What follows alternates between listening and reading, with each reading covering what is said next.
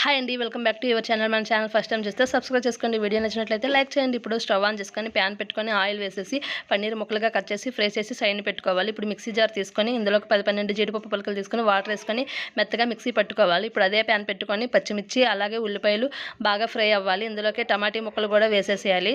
ఇప్పుడు బాగా మగ్గిపోయిన తర్వాత అల్లం వెల్లుల్లి పేస్ట్ వేసి ఉప్పు వేసి మూత పెట్టుకొని మగ్గనివ్వాలి దగ్గరికి అయ్యేంత వరకు.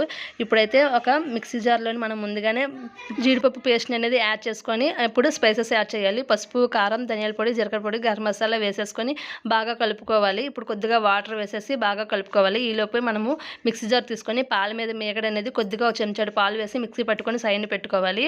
ఇప్పుడు ఇలా బాగా మగ్గిన తర్వాత ఇందులోకి పన్నీర్ ముక్కలు అనేవి యాడ్ చేయాలి. పన్నీర్ ముక్కలు యాడ్ చేసిన తర్వాత ఇందులోకి బాగా ఆయిల్ పైకి తేలిన తర్వాత ఇందులోని కొద్దిగా కొత్తిమీర అలాగే ఫ్రెష్ క్రీమ్ పైన వేసేసి స్టవ్ ఆఫ్ చేసేయండి. మీ పన్నీర్ కూర నచ్చినట్లయితే మీరు కూడా ఒకసారి రెసిపీని ట్రై చేయండి. వీడియో నచ్చినట్లయితే లైక్ చేయండి, సబ్స్క్రైబ్ చేసుకోండి.